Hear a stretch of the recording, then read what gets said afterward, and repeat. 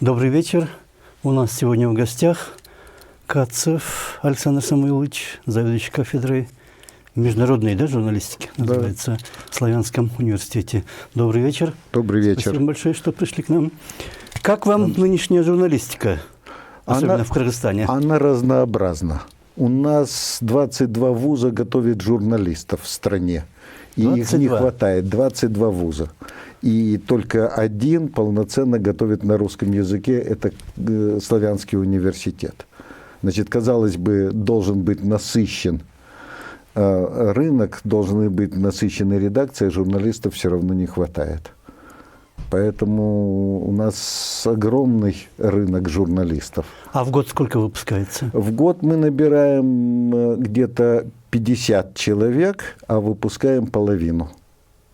Через 5 лет? Через 4 года, потому что учиться трудно, и мы добиваемся того, чтобы журналист был образованным.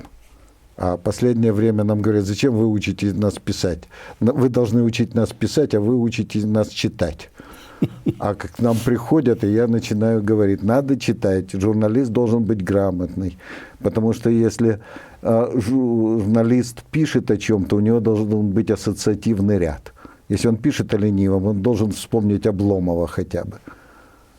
Вот же в чем дело. А ассоциативный ряд часто не получается. Несколько лет тому назад ко мне пришли журналисты, брали интервью от Околоки Малдо. Я им рассказал, как Андрей Вознесенский переводил Токолока Малдо. Понятно, для хлеба, но он с блеском перевел басни Токолока Малдо. Я говорю, только теперь выйдите на улицу и спросите, кто такой Токолок Малдо у прохожих. Вам скажут, это улица. Они мне объяснили, что я антипатриот. Через 20 минут пришли, сказали, откуда вы это знали? Я говорю, я же вас не попросил узнать, кто такой Усенбаев. Понимаете, вот в чем дело. У нас очень скудная эрудиция. Приходят дети, я спрашиваю, читали ли они Айтматова. Очень мало кто читал Айтматова. А без этого не понять Киргизию. Без киргизского фольклора, без киргизской литературы не понять. Киргизия уникальная страна. Мы делали книгу, посвященную киргизской литературе, 3-томник сделали для студентов. 3-й том «Киргизия в творчестве зарубежных писателей». Я нашел совершенно блестящее повествование о Киргизии Набокова, Дины Рубиной, Гроссмана и так далее. Понимаете, вот в чем дело. Мы живем, у нас глаз замыливается, а мы живем в уникальном крае, и уникальная литература посвящена ему. И Айтматов был одним из тех, кто соединил фольклор с литературой. Да. Потому что везде происходит конфронтация на первом этапе создания полноценной литературы. В русской литературе только в XIX веке с Пушкина смотреть начали на фольклор не как на песни пьяных девок крепостных. И у нас первое поколение письменных писателей относилось свысока к фольклору. Письменность появилась в 22 году, в 20 веке, хотя она была в 19 веке, и даже в Ташкенте выходила в конце 19 века киргизская газета на киргизском языке. Пржевальский даже, вот «Каракол», да? Да. Выходила. Вот. А в 22 году начинается полноценная уже литература. И первое произведение на киргизский язык было Лилиной детская книжка. И когда я начал спрашивать, почему, для чего, никто не знал. Оказалось, это была жена Зиновьева, одного из отцов партии. Поэтому-то и перевели ее. А потом перевели на русский язык «Возвращение Семетея с Бухары в Талас». Но в 22 году появляется письменность. А Токтагул умирает в начале 30-х годов от голода. И ни одна его песня не была записана при жизни. Его сын умер от голода, когда он был в ссылке. Да. Понимаете, а здесь то же самое, вот тот голод начала 30-х годов. Токолок Малдо был обласкан властью, но первая книжка на русском языке вышла только в 1958 году. И там есть 4 перевода Андрея Вознесенского. Вот в чем дело. Поэтому, когда мы говорим о литературе, это очень сложный процесс. Это сегодня. А Айтматов, причем писатели как-то так свысока смотрели, тех, кто первые писатели на фольклор, а создавали свои произведения фольклорным способом. Да. Они как пели песни. Все это закручивалось и в повестях, и в романах. Повесть-то это вообще присуще только жанр русской литературы. А постепенно при переводах он стал и жанром киргизской литературы. И только Айтматов смог соединить литературу с фольклором. Он не шел за фольклором, а фольклор давал ему возможность показать национальный характер киргиза. Не просто наименованный киргиз, как все остальные, а именно национальный. И если мы говорим о творчестве Айтматова, то до «Белого парохода» он утверждает мысль «поднимись над национальным, и только тогда ты человек». И «Лицом к лицу» первый вариант, и «Джамиля», и прочие произведения – это тогда, когда человек поднимается над национальными традициями. И вдруг появляется в 70-м году, в первом номере «Нового мира», в этом году 50 лет, совершенно потрясающая повесть «Белый пароход» в скобочках «после сказки». Я не беру второй вариант, Айтматов потом исправит, а первый вариант, когда я прочитал, жить не хотелось. И я киргизский язык почти не знаю, меня за это ругают, но код имен для меня был страшен сам по себе. Старшее поколение Дед Момун, Молчун, среднее поколение Орускул, рабы русских, а младшее поколение даже не имеет имени. И оно, мальчик. Да, в это вот вырождение национального. А мальчик уплывает рыбой к белому пароходу, потому что тот, кто для него был духовностью киргизского народа, не рода Бугу, а Айтматов переделал легенду о рогатой матери Оленихе. И в повести она прародительница не рода, а киргизского народа. И когда дед Момун, который привил мальчику национальную нравственность, убивает рогатую мать Олениху, не моралицу, то мальчику жить. Потому что убивается национальное чувство, национальная принадлежность, и самое главное, национальная особенность, которую согревали, которую переносили, которую передавали из уст в уста, начиная с древности. Вот вы сказали первый, второй вариант. А во втором варианте, видимо, его после публикации и невидимо, его ругали за то, что в социалистическом государстве живет мальчик и нет положительного героя. И он ввел героем водителя Колубека, который несет положительное начало, и заканчивается второй вариант повести повествованием сымитированным под кошок. Колубек, почему ты не пришел? Если бы ты пришел, то это бы не случилось. Вот эта вот такая заунывная песня этим заканчивается. И когда Айтматов перерабатывал легенду о рогатой матери Оленихе, в древности необходима была кровная связь. Тотемизм человека с природой, человека с животным миром. И он не дочь рогатой матери Оленихи, как в легенде бугинцев, а рогатая мать Олениха привела с берегов северной реки Енисай на берега Голубого озера Иссык-Куль мальчика и девочку, от которых пошел род киргизов. Когда Болот Шамшиев снимал фильм, то он возвратился к легенде Бугу, и там дочь рогатой матери Оленихи становится женой мальчика, которого рогатая мать Олениха привела сюда. Там мальчик получает имя. Нет вот этой вот вселенской трагедии, которая была в первом варианте повести. А считается последняя публикация, она считается канонической. И во все сейчас собрания сочинений Айтматова входит не первый вариант, после которого не хочется жить. Я преподавал в Пржевальске, и я всю ночь читал эту повесть. И когда мне надо было на первую пару идти к студентам в 7:30 я сказал, я не могу идти, я опустошен, мне нечего им говорить, потому что Айтматов все сказал о национальном вырождении человека в условиях социалистического государства. Я тогда так это воспринял. А когда я говорю, плохо знаю киргизский язык, но вот этот код имен, я думал, что завтра придут за ним и его арестуют. Потому что в этом случае. Но та организация, которая это осуществляет, они, видимо, еще хуже меня знали киргизский язык. И поэтому не обратили внимания. Я вот помню, я в Москве читал, Анвар Алимджанов написал большую статью, Да.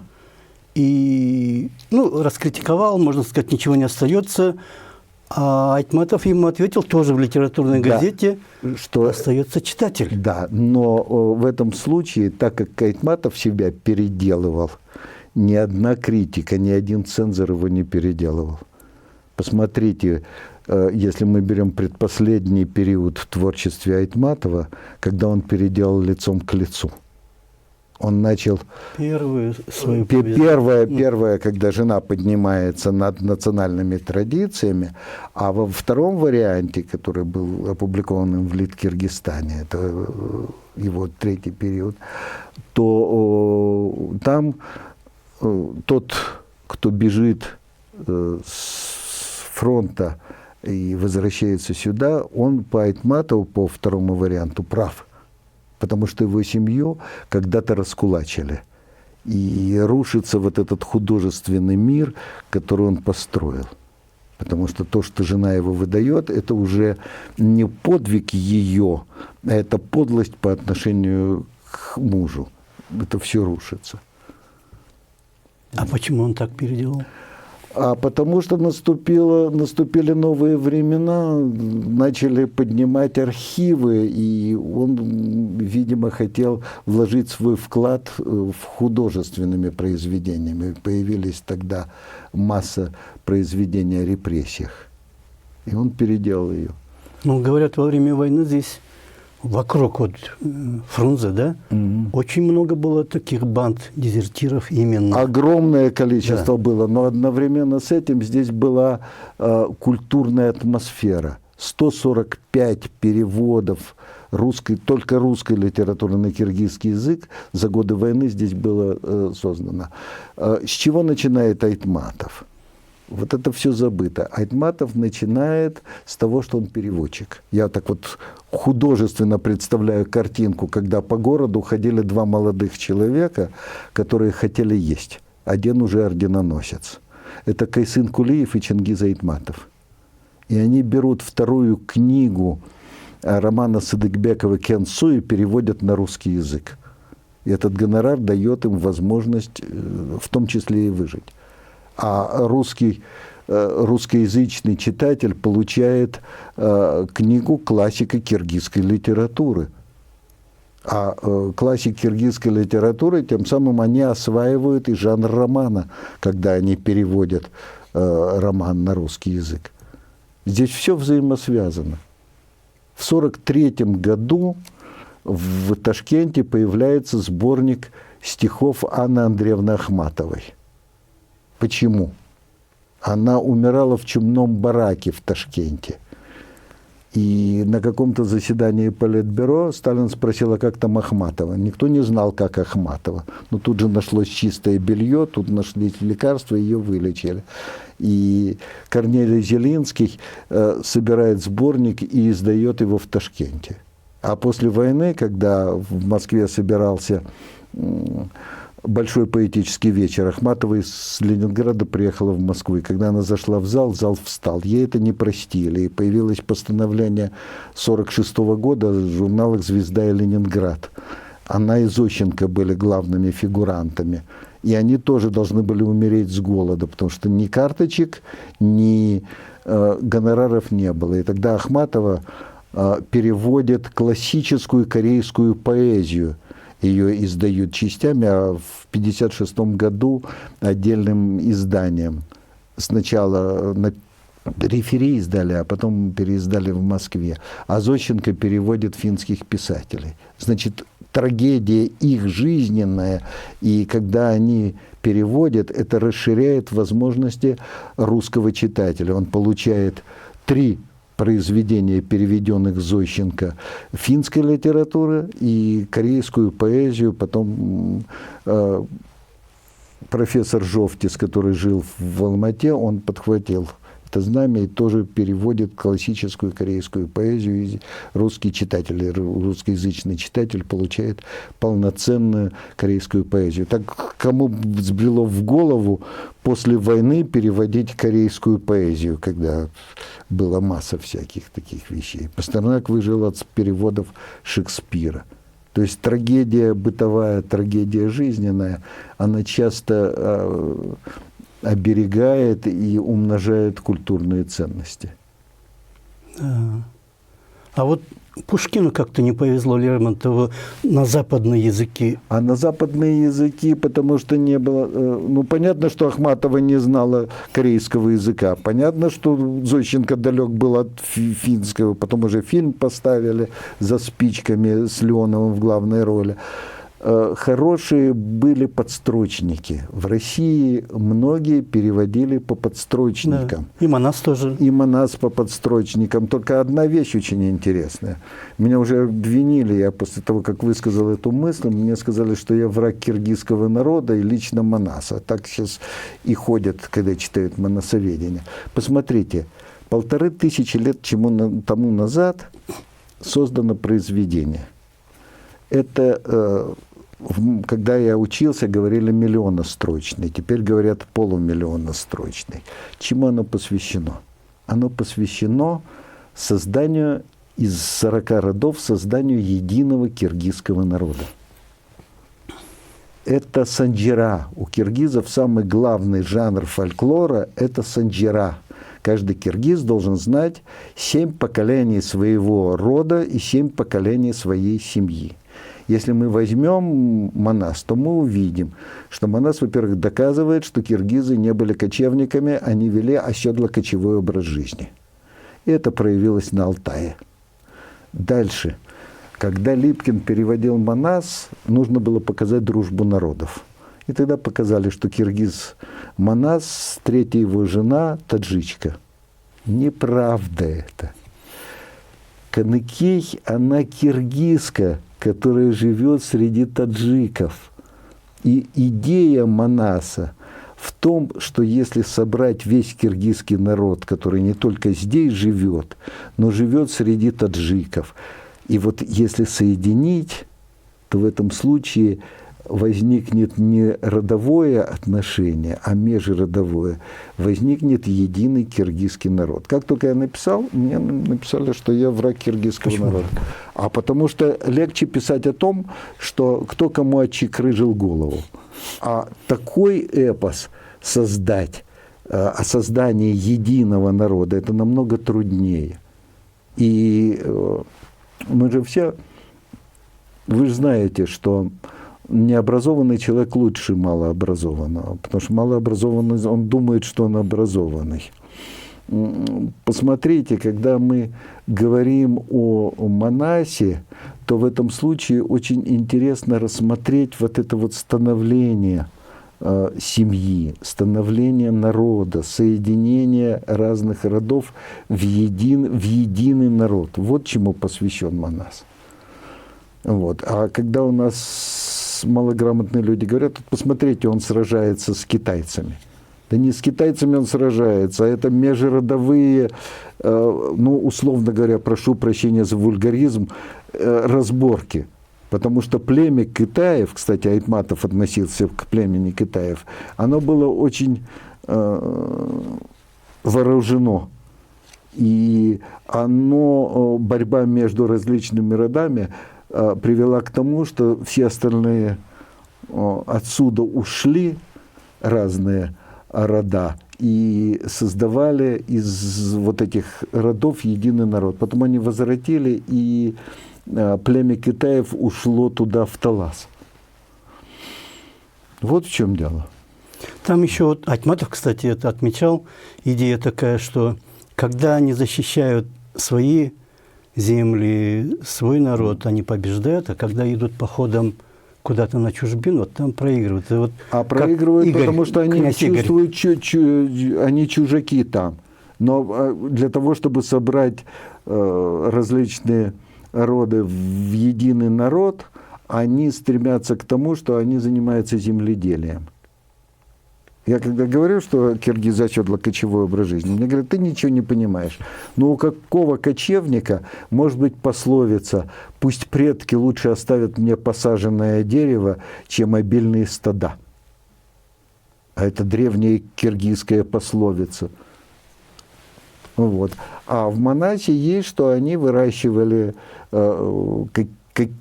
какой-то урожай, снимали, продавали там для того, чтобы собрать средства, возвратиться на родную землю. Да. Вы сказали, в 70-м году первый номер, да? Да, первый номер «Нового мира».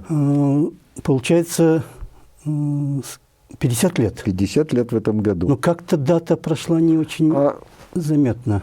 Скажите, а кто читает сегодня Айтматова, кроме узкого круга? Но все клянутся. Все клянутся Айтматовым, и мало кто читает. Да. Потому что если бы, вот сегодня многие читают книги в телефоне. Да. Если бы в школе не запрещали телефоны, а закачивали их умными, интересными книгами, в том числе произведениями Айтматова, то, может быть, школьники и читали бы. Запретный плод сладок. Посмотрите, когда сегодня ругается власть, что люди должны сидеть дома, а они пытаются гулять по улицам, власти надо было наоборот сказать: только не сидите дома. Все бы сели дома, чтобы сделать назло власти. Мы же так воспитаны. Дух противоречия всегда был в женщинах и в детях. Всегда. Теперь они в каждом из нас. Как нам говорят, надо что-то сделать, мы не делаем. А оказалось, что мы, во-первых, нам всегда говорили, вы не умеете работать, как на Западе. А оказалось, что мы еще и не умеем отдыхать. Поэтому, возьмите книжки, прочитайте. Ни одна передача. Кто-то говорит, надо там чего-то с физкультурой заниматься, еще чем-то там, осваивать новые блюда. Но ни один человек не говорит, возьмите книгу, прочитайте. Вдруг вам это понравится. Ну, может, если скажут, читайте, перестанут читать? Нет, в этом случае, может быть, надо устраивать чтение по телевизору. Первую страницу прочитал, если интересно, схватят и прочитают. Как это делают с маленькими детьми, когда они учатся читать. Не читают, потому что очень плохо читают. А еще получается, а мама уже часто не получается. Поэтому взять книжку и прочитать – это труд. Да. Но это труд, который остается. Потому что если папа с мамой возьмут книжку и начнут читать, то дети сами потянутся, тоже возьмут и начнут читать. Даже вот выражение появилось много букв, да? Да. Да. Если много букв, то... Так не читайте сначала романы. Вот я провел опыт недавно. Меня пригласили на курсы повышения квалификации. И я пришел, сказал: девочки, вы все проходили «Войну и мир». Вы все сидели, молодые женщины. Вы все проходили Анну Каренину и прочее. Не надо. Возьмите маленький рассказ Льва Николаевича Толстого «Холстомер. История лошади» и прочитайте. Через 2 дня я пришел читать лекцию, сидела молодая красивая женщина, сказала: Александр Самойлович, как я вас ненавижу. Я говорю: вы меня видите 2-й раз в жизни, за что? Она говорит: я читала рассказ и всю ночь плакала. Если составить учебники и включить туда такие произведения, то, может быть, прочитав «Холстомера» условно, рука потянется к «Войне и миру». У нас в школе возник термин давным-давно, и в ВУЗе тоже, проходить мимо тех или других произведений. И отбивается охота, когда ребенок приходит в класс литературы, он видит портреты классиков, они все с бородами. И в этом случае он понимает, что они мудрые, но они далеки от него. Да. Вот в чем дело. Да. Поэтому между Толстым и Лермонтовым ребенок выберет Лермонтова. А если ему рассказать, что по Ясной Поляне бегали крестьянские дети, очень похожие на барина, и он был гусаром и любил шампанское и женщин, может быть, тогда потянется рука. У нас очень скучно преподают литературу. Очень скучно, да. Вы были первым рецензентом И «Дольче века» длится день, Да. похвалюсь. Да. Сам классик отметил это. Этот роман был первым, и поэтому он воспринимался странно. Вдруг появляется произведение, которое не является повестью, традиционной для творчества Айтматова. И он представляет что-то большее, чем повесть. А это был иной роман, который был традиционен для киргизской литературы. Поэтому, когда появился «И дольше века длится день», мне очень он понравился как включение в историю. Хотя здесь можно много говорить, что Айтматова сравнивают с Булгаковым, Да. и прочее. Но надо помнить одно, что Булгаков жил в семье, отец его был профессором богословия, он получит позже профессора богословия, он преподавал. И для него Библия это была норма. Первая книжка, может быть, которую он листал, Булгаков. А Айтматов входил в иную религиозную атмосферу. И Библию он познавал, потому что он взял в Библии Новый Завет, потому что для него это была религия любви. И пытался ее осмыслить. И здесь можно много предъявлять к нему претензий в трансформации Библии, не понимая, что так как писатель воспринимает Библию, то он так ее видит, так она для него раскрылась. Почему одно произведение умирает раньше автора, а другое живет и переживает автора? Потому что не прочитаны все смыслы. Вот какие-то новые смыслы Айтматов для себя увидел в Библии. И он ее так представил, как он ее видел. Я когда-то в Литинституте Горького делал доклад и сказал, что Библия представляет собой утопию и антиутопию. Надо было видеть, как подскочили мои оппоненты. Я говорю, вот посмотрите, антиутопия – это Ветхий Завет. Там построено все по принципу «не делай как». А Новый Завет построен по принципу «делай как», по принципу любви. И это совершенно иное произведение по своим мотивам, по своим каким-то граням. Потому что сначала Бог проклял людей за то, что они построили Вавилонскую башню, и сказал, будете жить лишь до 120 лет. А потом, когда Моисей вывел свой народ из рабства, Всевышний сказал, дал ему 120 лет, и его наградил этим 120 годами. Понимаете, это вот совершенно разные смыслы. Значит, в древности люди жили долго. Моисею было 80 лет, когда ему терять нечего было, поэтому он свой народ и вывел из рабства. У нас 2-3 минуты, оказывается, Всё. осталось.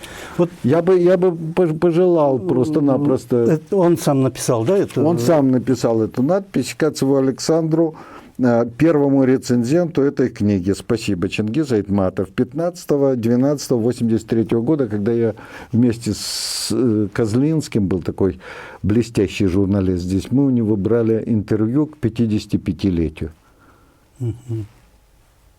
Вот и все. Он не переделывал потом?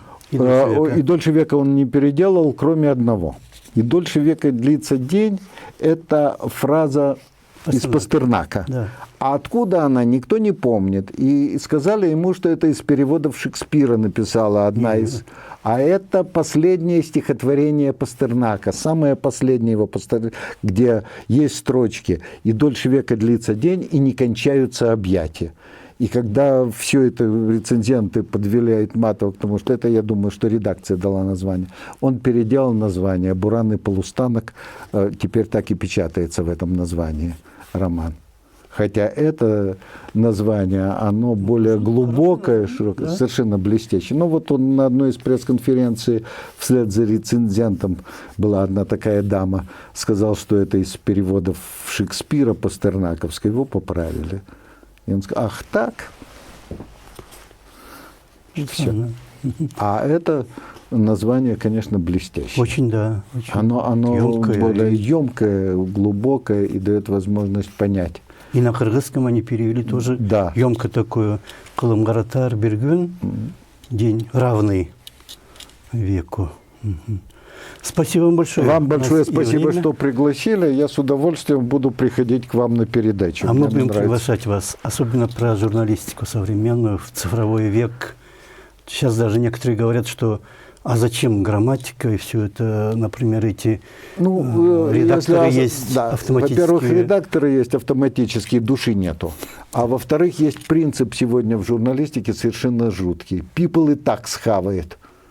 Да, да. Понимаете? А кроме этого, тогда, когда плохо читают, мало читают, то картинка становится текстом, а текст становится иллюстрацией. Спасибо вам большое. большое У нас в спасибо. гостях был Александр Самуилович Кацев, заведующий кафедрой международной журналистики в Славянском университете. Спасибо большое. И вам спасибо. До свидания.